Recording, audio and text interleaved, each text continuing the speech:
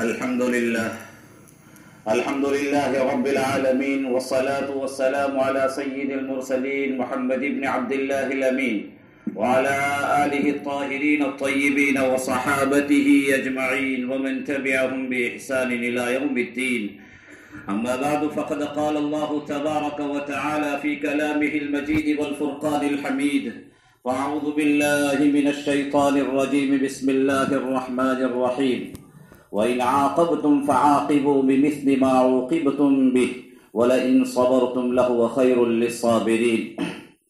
وجاء في الحديث الشريف قال رسولنا صلى الله تعالى عليه وسلم: الصبر عند الصدمة الأولى، أو كما قال صلى الله عليه وسلم: صدق الله العظيم وصدق رسوله النبي الأمي الكريم، ونحن على ذلك لمن الشاهدين والشاكرين والحمد لله رب العالمین.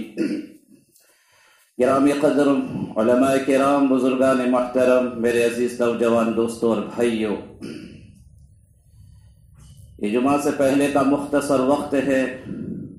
دعا فرمائے کہ اللہ سبحانہ و تعالی اس زبان ناچیز پر کچھ مفید باتیں جاری فرمائیں جو ہم سب کے لیے کارآمد ہو. مصیبتوں میں شریفوں کی شرافت کم نہیں ہوتی، مصیبتوں میں شریفوں کی شرافت کم نہیں ہوتی. کرو سونے کے 2 ٹکڑے، اس کی قیمت کم نہیں ہوتی. میرے بھائیوں، یہ دنیا دار الابتلاء ہے، دار الامتحان ہے. یہ جائے ابتلاء ہے، یہ آزمائش کی جگہ ہے. دنیا کی مختصر سی زندگی کا حال، اس میں دوام نہیں، قرار نہیں ہے. کبھی کوئی انسان مسرتوں اور شادمانیوں کی وجہ سے اس کا چہرہ کھلا ہوا نظر آتا ہے،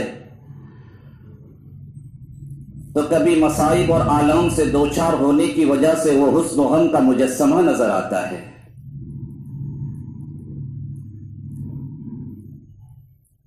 کبھی ایک انسان، اس کے یہاں خوشیوں کا موقع ہوتا ہے تو شامیانے نظر آتے ہیں، تو کبھی حسن و غم کی گھٹا توپ تاریکیاں چھائی ہوئی نظر آتی ہیں.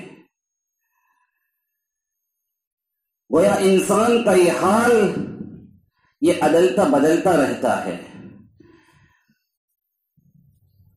دنیا کی زندگی کی ہر صبح کبھی تو اس کے لیے خوشی کی نوید بن کر نمودار ہوتی ہے، تو کبھی آنے والا اگلا دن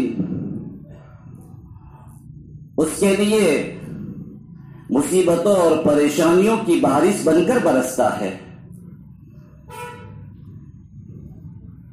اس لیے کہ اللہ تبارک و تعالیٰ نے دنیا کو دار الامتحان بنایا ہے. یہاں اللہ کبھی کسی کو دے کر آزماتا ہے تو کبھی کسی سے چھین کر اور لے کر آزماتا ہے. کبھی اللہ کسی کو اپنی نعمتوں سے نواز کر آزماتا ہے تو کبھی اللہ دی ہوئی نعمتوں کو سلب کر کے آزماتا ہے. تو کبھی آزمائش عطا کی صورت میں ہوتی ہے تو کبھی آزمائش یہ سلب کی صورت میں ہوتی ہے، لے کر اللہ آزماتا ہے. دیکھو میرے بھائیوں، کبھی خوشی ہوتی ہے تو کبھی غمی ہوتی ہے، کبھی صحت ہوتی ہے تو کبھی مرض ہوتا ہے. تو اللہ صحت کے ذریعے کبھی کسی کو آزماتا ہے، کبھی کسی کو مرض اور بیماری دے کر آزماتا ہے. کبھی اللہ کسی کو خوشی دیتا ہے، خوشی دے کر آزماتا ہے، تو کبھی اللہ کسی کو مصیبت دے کر آزماتا ہے. کبھی نفع دے کر اللہ آزماتا ہے، کبھی ضرر اور نقصان پہنچا کر آزماتا ہے. بس انسان کی زندگی کی یہ پٹری ہے اور یہ 6 احوال سے اس کو گزرنا ہے. یا تو خوشی ہوگی یا غمی ہوگی، یا صحت ہوگی یا مرض اور بیماری ہوگی، یا نفع ہوگا یا نقصان اور ضرر ہوگا. تو میرے بھائیوں، دنیا کا یہ حال ایسا ہے کہ اس میں کوئی حال دائمی نہیں ہے، اس میں بقا نہیں ہے، اس میں دوام نہیں ہے. آج خوشی ہے تو کل غمی آ سکتی ہے، آج صحت ہے تو کل بیماری آ سکتی ہے. ہاں، خوشی اور خوشی، شادمانی ہی شادمانی اور مسرتیں ہی مسرت اور راحت ہی راحت ہوئے، اس کے لیے اللہ نے ایک جگہ متعین کی ہے، وہ ہے جنت، وہ ہے جنت۔ جب جنتی جنت میں داخل ہو جائیں گے تو اللہ تبارک و تعالیٰ کی اس عطا کردہ نعمت پر بطور شکرانہ کے وہ کہیں گے الحمدللہ الذی اذهب عنا الحزن ان ربنا لغفور شکور الذی احلنا دار المقامة من فضله لا يمسنا فيها نصب ولا يمسنا فيها من لغوب۔ وہ جنتی کہیں گے کہ الحمدللہ الذی اذهب عنا الحزن، اللہ کی تعریف ہم بیان کرتے ہیں، اللہ کا شکر بجا لاتے ہیں کہ اس ذات نے ہم سے غموں کو دور کر دیا۔ ان ربنا لغفور شکور، بے شک ہمارا پروردگار وہ تو بہت زیادہ معاف کرنے والا اور نعمتوں اور قدردان ہے بڑا۔ الذی احلنا دار المقامہ، ہمارا پروردگار وہ ہیں جنہوں نے ہمیں ٹھہرنے کی جگہ تک پہنچایا، اس نے ہمیں اپنے فضل سے داخلہ عطا فرمایا جنت میں۔ اور یہ جنت کیسی چیز ہے؟ لا یمسنا فیہا نصب ولا یمسنا فیہا لغوب، کہ یہاں ہمیں کوئی اب مصیبت نہیں پہنچے گی، کوئی تکلیف ہمیں نہیں پہنچے گی، اور یہاں تو کوئی تاب اور تھکن بھی نہیں، وہ عیش و آرام کی زندگی ہے، راحت کا سامان ہے، وہاں کوئی کلفت نہیں، اب وہاں کوئی مشقت نہیں۔ تو جنت اللہ نے ایسی بنائی ہے، اور پھر اس کا حال بھی کیسا ہے؟ وہ خوشحالی کا حال وہ دائمی رہے گا، وہ راحتوں کا حال وہ دائمی رہے گا، وہ مسرت اور شادمانیاں ہمیشہ باقی رہے گی۔ اور اس کے مقابلے میں اللہ پاک نے کلفت کی جگہ بنائی، مشقت کی جگہ بنائی، اذیتوں کی جگہ بنائی، وہ ہے جہنم ہے، کہ وہاں کلفت ہی کلفت، وہاں مشقت ہی مشقت، پریشانی ہی پریشانی، اور پریشانیوں میں دوام ہوگا، اس کا سلسلہ منقطع نہیں ہوگا، مصیبت ہی مصیبت۔ اور اللہ پاک نے دنیا کو درمیان میں بنایا، اللہ پاک نے دنیا کو دو حالوں سے آراستہ کیا، یہاں کبھی راحت ہوگی تو کبھی مشقت اور کلفت بھی ہوگی، یہاں کبھی فراوانی ہوگی تو کبھی تنگی بھی ہوگی، یہاں کبھی تنگی بھی ہوگی۔ تو اللہ تبارک و تعالیٰ کبھی کسی کو دے کر آزماتا ہے تو کبھی کسی کو لے کر آزماتا ہے۔ میرے بھائیوں، اللہ تبارک و تعالیٰ نے میرے اور آپ کے آقا تاجدار مدینہ حضرت محمد مصطفیٰ صلی اللہ علیہ وسلم پر قرآن مقدس کو نازل فرمایا، جس میں تا قیامت آنے والی انسانیت کے لیے ہر مرحلے کے مکمل ہدایات موجود ہے، ہر بیماری کا جس میں مداوا اور علاج ہے۔ انسان کو اللہ تبارک و تعالیٰ نے ویسے نہیں چھوڑا ہے۔ اللہ قرآن مقدس میں پہلے سے اپنے نبی پر نازل کر کے فرماتا ہے وَلَنَبْلُوَنَّكُمْ بِشَيْءٍ مِّنَ الْخَوْفِ وَالْجُوعِ وَنَقْصٍ مِّنَ الْأَمْوَالِ وَالْأَنفُسِ وَالثَّمَرَاتِ وَبَشِّرِ الصَّابِرِينَ۔ اللہ فرما رہے ہیں، ڈنکے کے چوٹ اللہ کہہ رہا ہے کہ ہم نے سب کچھ دیا ہے، یہ ہماری عطا ہے، ہم لینے پر بھی قادر ہے۔ اور اللہ تاکید کے ساتھ کہتا ہے آزمائیں گے، ضرور آزمائیں گے، نعمتوں کو سلب کر کے لے کر آزمائیں گے۔ اللہ فرماتے کبھی کچھ خوف دشمنوں کا تم پر طاری کر کے تمہیں آزمائیں گے، کبھی بھوک اور پیاس کے ذریعے تم کو آزمایا جائے گا۔ اللہ فرماتے کبھی اولاد کو لے کر، اولاد یہ ہماری عطا کردہ دولت اور نعمت ہے، کبھی اولاد کو ہم تم سے سلب کریں گے، چھینیں گے، اولاد کو لے کر آزمائیں گے۔ افراد خانہ کا جنازہ تمہارے سامنے اٹھے گا، افراد خانہ کو، ہر دل عزیز چیزوں کو، ماں اور باپ کو تمہارے کاندھوں پر رکھ کر ہم تمہیں آزمائیں گے۔ اللہ تبارک و تعالیٰ فرماتے ہیں یہ لہلہاتے ہوئے باغ، یہ کھیتیاں، یہ سب اللہ کی عطا کردہ نعمت ہے۔ اللہ فرماتے ہیں دینے پر قادر ہے، اجاڑنے پر بھی قادر ہے، اجاڑیں گے اور آزمائیں گے، آزمائیں گے۔ تو اللہ پاک نے پہلے سے کہا ہے، تو مومن کو اللہ آزماتا ہے، مومن کو اللہ آزماتا ہے، لیکن اللہ پاک نے علاج بتایا ہے کہ جب حالات ناموافق ہو، حالات نامساعد ہو، پریشانیوں کا مقابلہ ہو تو مومن ڈٹتا ہے، استقامت کی راہ اختیار کرتا ہے، مومن صبر و تحمل سے کام لیتا ہے۔ اللہ قرآن مقدس میں دوسری جگہ ارشاد فرماتے ہیں یا ایھا الذین آمنوا استعینوا بالصبر والصلاۃ ان اللہ مع الصابرین۔ اور پہلی آیت جو بیان کی وہاں پہ اللہ کیا فرماتے ہیں؟ بِشَيْءٍ مِّنَ الْخَوْفِ وَالْجُوعِ، وَنَبْلُوَكُمْ بِشَيْءٍ مِّنَ الْخَوْفِ وَالْجُوعِ، ہے نا، اللہ فرماتے ہیں۔ اس کے بعد آخر میں وَبَشِّرِ الصَّابِرِينَ، اللہ فرماتے ہیں کہ طرح طرح کی نعمتیں ہم تم سے لیں گے، اولاد بھی لیں گے، جانیں بھی لیں گے، باغات اور پھلوں کے باغات بھی تم سے لیں گے، لیکن اللہ کیا وَبَشِّرِ الصَّابِرِينَ، اے نبی صبر کرنے والے کو بشارت دے دیجئے، بشارت دیجئے۔ اور وہ صبر کرنے والے کون ہیں؟ آگے اللہ الذین اذا اصابتهم مصیبہ قالوا انا للہ و انا الیہ راجعون، وہ اپنے سر پر ڈال دیتے ہیں اللہ کی بارگاہ میں، سر تسلیم خم کر لیتے ہیں، اور وہ شکوہ اور گلہ نہیں کرتے، بلکہ کیا کہتے ہیں؟ انا للہ و انا الیہ راجعون، ہم تو اللہ ہی کے لیے ہے، اللہ کے بنائے ہوئے تھے، جو کچھ ہمارے پاس تھا وہ بھی اللہ کا ہے، و انا الیہ راجعون، ہمیں خود بھی اللہ کی طرف لوٹنا ہے، اور ہماری جو ساری چیزیں وہ بھی اللہ کی طرف لوٹ کر جانے والی ہے، اللہ کی طرف لوٹ کر جانے۔ تو اللہ پاک قرآن مقدس میں فرماتے ہیں یا ایھا الذین آمنوا استعینوا بالصبر والصلاۃ ان اللہ مع الصابرین، کہ اگر حالات ناموافق ہو جائے، حالات نامساعد ہو، پریشانیاں پیچھا نہ چھوڑے، اگر تمہیں کلفتیں ہو تو ایسی صورت میں تم نا امید مت ہو، بلکہ تم اپنے عجز کا اظہار کرو اللہ تبارک و تعالیٰ کی بارگاہ میں آ کر، اپنے عاجزی ظاہر کرو، اکڑ مت دکھاؤ، راستہ ہے تمہارے لیے۔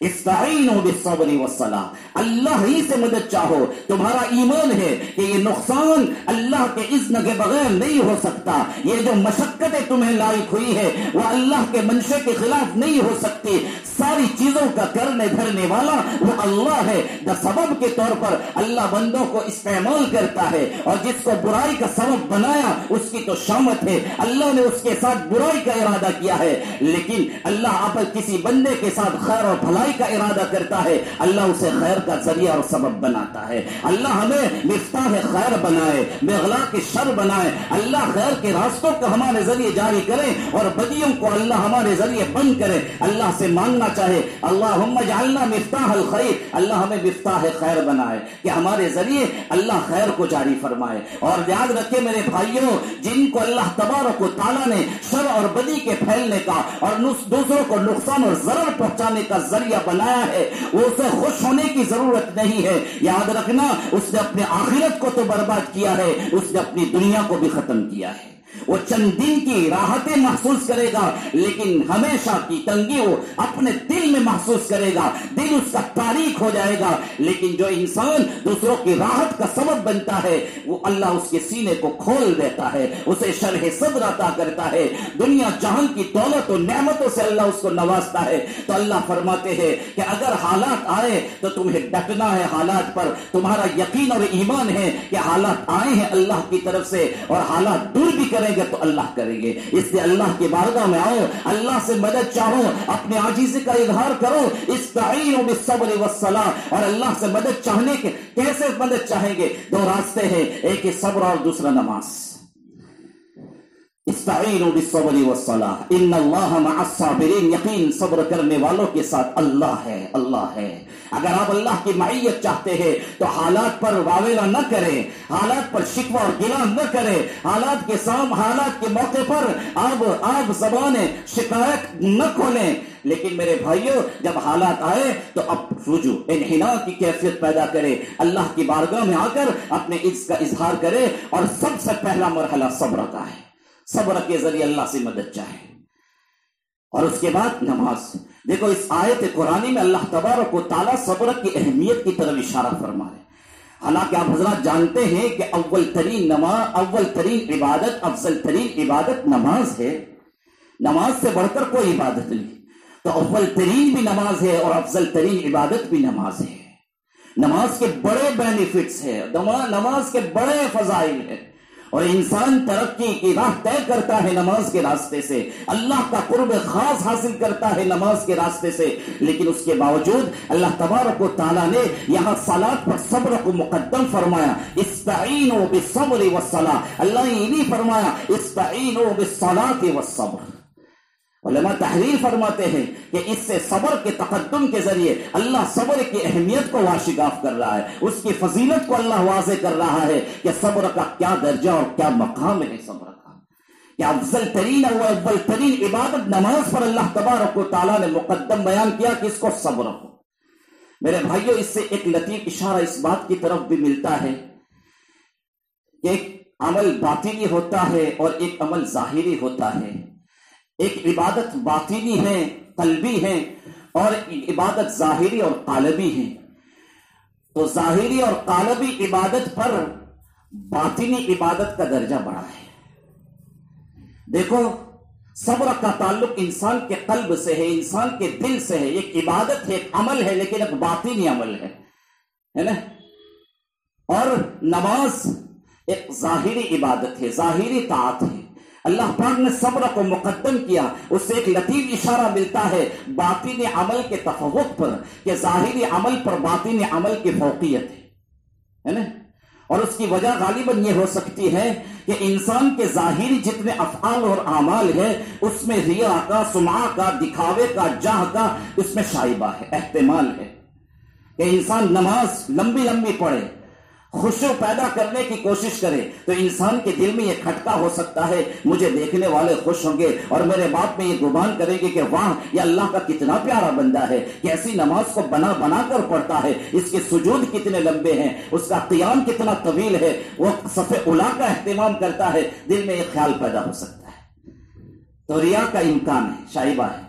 لیکن ایک قلبی جو عمل ہے اس میں نمود نہیں ہے، دکھاوا نہیں ہے، ریا نہیں ہے، اور عمل اللہ تبارک و تعالیٰ کو وہ عمل محبوب ہے جو خالص اللہ کی رضا کی خاطر کیا جائے، جس میں ریا کا شائبہ نہ ہو، جس میں ریا کا شائبہ نہ ہو۔ تو یہ باطنی عمل ایسا ہے کہ جس میں کیا ہے، ریا کا شائبہ نہیں ہوتا، اس وجہ سے وہ عمل اللہ کو زیادہ محبوب ہوگا۔ خیر میرے بھائیوں، تو اللہ تبارک و تعالیٰ فرماتے ہیں یا ایھا الذین آمنوا استعینوا بالصبر والصلاۃ، اے ایمان والو صبر کے ذریعے، نماز کے ذریعے اللہ کی مدد کو چاہو، اللہ سے مدد چاہو، اللہ سے مدد طلب کرو، مدد طلب کرو۔ تو دوسرا کام ہے کہ پہلا مرحلہ صبر کا۔ اور میرے بھائیو، صبر کو مقدم کرنے کی وجہ یہ بھی ہو سکتی ہے اس لیے کہ جیسے ہی کوئی حادثہ پیش آ جاتا ہے، ناگوار صورت پیش آتی ہے، اول وہلے میں پہلی فرصت میں صبر کی ضرورت پڑتی ہے۔ ہر موقع نماز کا نہیں ہوتا، ہر موقع نماز کا نہیں ہوتا، لیکن جہاں آپ نے کوئی ناگوار بات سنی یا دیکھی، فوری طور پر صبر کی ضرورت پڑے گی۔ اس سے پہلا کام صبر ہوگا۔ اس سے اللہ پاک نے صبر کو مقدم ذکر کیا کہ جیسے ہی کوئی ناموافق، نامساعد بات آپ کے نے دیکھی یا آپ کو پیش آئی، پہلی فرصت میں آپ کی ذمہ داری بنتے ہیں کہ آپ استحضار کر لیں، اللہ کا تھا، اللہ کا حق تھا، اللہ نے لیا، میں اللہ کے لیے اللہ کے فیصلے پر راضی ہوں، اللہ کے فیصلے پر راضی ہوں۔ صبر، صبر، اور حرف شکایت اپنی زبان سے نہ نکالے، تو اس کی ضرورت فوری پڑتی ہے۔ اس کے بعد پھر مرحلہ ہے کہ آدمی تھوڑا اطمینان کرے اور پھر اچھی طرح وضو کر کے مصلی پر کھڑا ہو جائے اور اللہ کی طرف انابت اور رجوع اور نمازوں کے ذریعے اللہ کی رحمتوں کو چاہے اور اللہ سے مانگے کہ اللہ ان حالات کو تو ہی دور کر سکتا ہے، اللہ تو ہی دور کر سکتا ہے۔ تو یا ایھا الذین آمنوا استعینوا بالصبر والصلاۃ ان اللہ مع الصابرین۔ آگے اللہ فرماتے بے شک اللہ تبارک و تعالیٰ صبر کرنے والوں کے ساتھ ہے، صبر کرنے والوں کے ساتھ ہے۔ تو دیکھو یہاں اللہ نے دو باتوں کو ذکر کیا، صبر اور صلاۃ کو، صبر کو مقدم کر کے صبر کی اہمیت کی طرف اشارہ کیا، اور بعد میں بھی جب لائے تو اللہ نے یہ فرمایا ان اللہ مع الصابرین۔ اللہ نے یہ نہیں فرمایا ان اللہ مع المصلین، اللہ نماز پڑھنے والوں کے ساتھ ہے۔ اللہ یہ بھی تو کہہ سکتے تھے ان اللہ مع المصلین، کہ اللہ نماز پڑھنے والے کے ساتھ ہے، لیکن اللہ پاک نے کیا فرمایا ان اللہ مع الصابرین۔ یا اللہ دونوں کا ذکر کر سکتے تھے ان اللہ مع الصابرین والمصلین، لیکن اللہ پاک نے صلاۃ کا ذکر نہیں کیا، ان اللہ مع الصابرین فرمایا۔ اس سے بھی صبر کی اہمیت معلوم ہوتی ہے کہ صبر کرنے پر اللہ صابر کے درجے کو بڑھا دیتا ہے، اللہ اسے اپنا قرب خاص عطا کرتا ہے، اللہ اسے اپنا قرب خاص۔ اور جب وہ صحیح موقع پر صبر کر لیتا ہے، جب اللہ کی معیت اس کے ساتھ ہوتی ہے، پھر میرے بھائیوں دنیا کی کوئی طاقت اس کو نقصان نہیں پہنچا سکتی۔ جس کا حامی اللہ ہو جائے، جس کا ناصر اللہ ہو جائے، جس کا مددگار اللہ ہو جائے، پھر کوئی دنیا کی طاقت ہے کہ اس آدمی کو نقصان پہنچا سکے، اسے ضرر پہنچا سکے؟ اس کے مقابلے میں آنے والے سب زیر اور ذلیل ہو کر رہیں گے، لیکن اللہ اس کو سرفرازی اور سربلندی عطا کرے گا، اس لیے کہ اب صبر کے ضمن میں اللہ کی پشپنائی اسے حاصل ہوگی، اللہ کی پشپنائی حاصل ہو گئی۔ تو میرے بھائیوں، یہ نسخہ ہمیں بتایا ہے اللہ تبارک و تعالیٰ نے کہ جب حالات بگڑ جائے، بنتے ہوئے حالات بگڑتے نظر آئے تو گھبرانے کی ضرورت نہیں ہے، اللہ کا در پکڑ لیے۔ مومن کی شان یہ ہے کہ حالات میں اللہ کی طرف اپنے رجوع کو بڑھا دیتا ہے۔ اسی وجہ سے میرے بھائیوں، حالات جو آتے ہیں تو ہر مرتبہ مصیبت نہیں ہوتی، آزمائش نہیں ہوتی، حالات جو آتے ہیں انسان کو رفعت عطا کرنے کے لیے بھی آتے ہیں۔ چنانچہ میرے پیر و مرشد حضرت اقدس الشاہ مولانا محمد قبر الزماں دامت برکاتہم العالیہ بڑے پتی کی اور اچھوتی بات ارشاد فرماتے ہیں۔ کیا فرماتے حضرت کہ جب انسان پر کبھی حالات آتے ہیں، مصائب اس کو گھیر لیتے ہیں، ایسی صورت میں جب انسان جزا فضا کرنے لگتا ہے، ہائی واویلا کرتا ہے، حرف شکایت اپنی زبان سے نکالتا ہے، ناشکری کے کلمات اپنی زبان سے بکتا ہے، تو یاد رہے کہ یہ حالات اس کے لیے دنیاوی عذاب ہے، یہ حالات اس کے لیے دنیاوی عذاب ہے۔ لیکن جب اللہ کسی کو حالات میں مبتلا کرتا ہے، مصائب کا اسے سامنا ہوتا ہے، پریشانیاں اس کا دامن نہیں چھوڑتی، اور ایسے موقع پر یہ اللہ کا مومن بندہ جزا فضا نہیں کرتا، حرف شکایت اپنی زبان سے نہیں نکالتا، اللہ سے کوئی گیلا اور شکوہ نہیں کرتا، بلکہ استحضار کرتا ہے کہ اللہ کی طرف سے آئے ہوئے حالات ہے، جو کچھ دیا اللہ کا دیا ہوا تھا، اس پر کلی ملکیت اس کی تھی، عارضی میری ملکیت تھی، اللہ نے یہ چیز لی، اسے اس کو حق تھا، اور اللہ سے عافیت کا وہ سوال کرے، شکوہ اور گلہ نہیں کرتا۔ فرماتے حضرت کہ یہ حالات اس کے لیے رحمت ہے، رحمت اس لیے کہ کفارے سیئات ہیں، اس کے گناہوں کو مٹا دیں گے یہ حالات۔ اور یہ بات حدیث سے ثابت ہے، اور آپ کے آقا تاجدار مدینہ حضرت محمد الرسول اللہ صلی اللہ علیہ وسلم کا فرمان ہے کہ جب کسی مومن بندے کو کوئی مصیبت اور تکلیف پہنچتی ہے، اس پر وہ صبر کرتا ہے، اللہ اس کے گناہ کو مٹا دیتا ہے، یہاں تک کہ اگر اس کے پاؤں میں کانٹا بھی لگتا ہے، چبھتا ہے اور اسے تکلیف ہوتی ہے، اللہ اس کے بدلے میں بھی اس کے گناہ کو معاف کر دیتا ہے۔ تو صبر جب کرتا ہے، جزا فضا نہیں کرتا، تو یہ حالات اس کے لیے رحمت بن کر آئے، اللہ اس کے بڑے بڑے گناہوں کو مٹا دے گا، بڑے بڑے گناہ۔ اور آگے فرماتے حضرت کہ جب اس کے دل کی کیفیت کیا ہوتی ہے کہ حالات آئے، جزا فضا بھی نہیں، حرف شکایت بھی اپنی زبان سے نہیں، اللہ سے نہ کوئی گلہ نہ شکوہ، اللہ سے نہ کوئی گلہ نہ شکوہ، بلکہ اللہ کی طرف اپنی انابت کو بڑھا دیتا ہے، اپنی طاعت کو بڑھا دیتا ہے، اور اللہ کی طرف رجوع میں اضافہ ہو جاتا ہے، اور اپنے عجز کا اللہ کی بارگاہ میں اظہار کرتا ہے، تو پھر وہ حالات اس کے لیے رحمت علی الرحمت، یعنی رحمت در رحمت، وہ حالات اس کے لیے رحمت کیسے بنیں گے کہ ان حالات کی وجہ سے اللہ اس کے گناہوں کو بھی مٹائے گا اور اس کے درجات کو بلند کرے گا، حالات اس کے لیے رافع الدرجات بنیں گے، اللہ اس کے لیے کیا بنے گے؟ رافع الدرجات، اللہ اس کے درجات کو بلند کرے گا۔ میرے بھائیوں، اسی وجہ سے مولانا محمد احمد صاحب پرتاپ گڑھی رحمت اللہ علیہ نے بڑا پیارا شعر فرمایا، بہت سادہ عام فہم، دوست کی جانب سے جو آئے بلا، دوست کی جانب سے جو آئے بلا، وہ بلا ہرگز نہیں وہ ہے کرم۔ اللہ کے خاص مقرب بندے جو ہوتے ہیں، ان پر جب حالات آتے ہیں وہ چیب جبینی ہوتے، وہ ناراض نہیں ہوتے، اللہ سے اپنا رشتہ نہیں توڑتے، بلکہ رشتے کو مضبوط کرتے ہیں، اللہ کی طرف رجوع کو بڑھا دیتے ہیں، حالات میں بھی کیف محسوس کرتے ہیں۔ تو فرماتے ہیں کہ اللہ کے دوست جو ہوتے ہیں وہ اللہ کی طرف سے آنے والے حالات سے ناراض نہیں ہوتے، وہ شکوہ نہیں کرتے۔ تو فرماتے دوست کی جانب سے جو آئے بلا، وہ بلا ہرگز نہیں وہ ہے کرم، اس کو کرم خیال کرتے ہیں، اس کو بھی اللہ کی نوازش سمجھتے ہیں، اللہ کی نوازش سمجھتے ہیں۔ میرے بھائیوں، انبیاء علیہ الصلوۃ والتسلیم اور پیغمبروں سے زیادہ اس دنیا میں پاکیزہ اور برگزیدہ ہستیاں کوئی نہیں آئی۔ اللہ کے نزدیک نبی اور پیغمبر کا بہت اونچا درجہ اور مقام ہوتا ہے. مخلوق میں سب سے زیادہ اونچا رتبہ اور اونچا مقام اللہ کی نظروں میں نبی اور پیغمبر کا ہوتا ہے. لیکن حضرت آدم علیہ الصلوۃ والتسلیم سے لے کر میرے اور آپ کے آقا حضرت محمد رسول اللہ صلی اللہ علیہ وسلم تک جتنے نبی اور پیغمبر آئے، آپ ان کی سیرت اور ان کے سوانح کا مطالعہ کر لیجئے. کون نبی اور پیغمبر ایسا ہے جن کو حالات سے نہیں گزارا گیا؟ کون نبی ایسا ہے میرے بھائی؟ تو کیا یہ ایسے اللہ کے بندے تھے کہ انہوں نے کوئی جرم کیا تھا؟ نبی اور پیغمبر تو معصوم ہوتا ہے. میرا اور آپ کا اہل سنت والجماعت کا عقیدہ ہے کہ نبی معصوم ہوتا ہے، معصوم ہوتا ہے. لیکن اس کے باوجود نبی اور پیغمبروں پر حالات آئے تو اس وجہ سے حالات آئے کہ اللہ سے انہوں نے رشتے کو توڑ دیا تھا، یا نعوذ باللہ ان سے معاصی کا ارتکاب ہوا، اللہ کی نافرمانیوں کا صدور اور وقوع ہوا. نہیں، اللہ پاک نے اس کے باوجود نبی اور پیغمبروں پر حالات لائے. اللہ نے حالات سے گزارا ان کے درجات کو اور ان کے مقام کو بلند کرنے کے لیے، ان کی شان و عظمت کو بڑھانے کے لیے. میرے بھائیو، وقت ہو چکا ہے. اللہ سبحانہ و تعالی ہم سب کو حالات جب آئے تو اللہ سے شکوہ اور گلہ کرنے کے بجائے صحیح موقع پر اللہ ہمیں صبر کی توفیق عطا فرمائے، اور اللہ کے ساتھ اپنے رشتے کو مضبوط کرنے کی توفیق عطا فرمائے. اس لیے کہ حالات بھی آتے ہیں اللہ کی طرف سے اور حالات دور بھی ہوں گے اللہ کے چاہنے سے. اللہ سبحانہ و تعالی ہم سب کو عزت و عافیت کی زندگی عطا فرمائے اور دارین کی سعادتوں سے ہم سب کو بہرور فرمائے. دارین کی سعادتوں سے اللہ ہم سب کو بہرور فرمائے. دیکھو، اللہ سے ہمیشہ عافیت کا سوال کرنا چاہیے. صبر مانگا نہیں جاتا، لیکن جب حالات آتے ہیں تو صبر کرنا چاہیے. حالات آتے ہیں تو صبر کرنا چاہیے. اللہ سے صبر نہیں مانگا جاتا.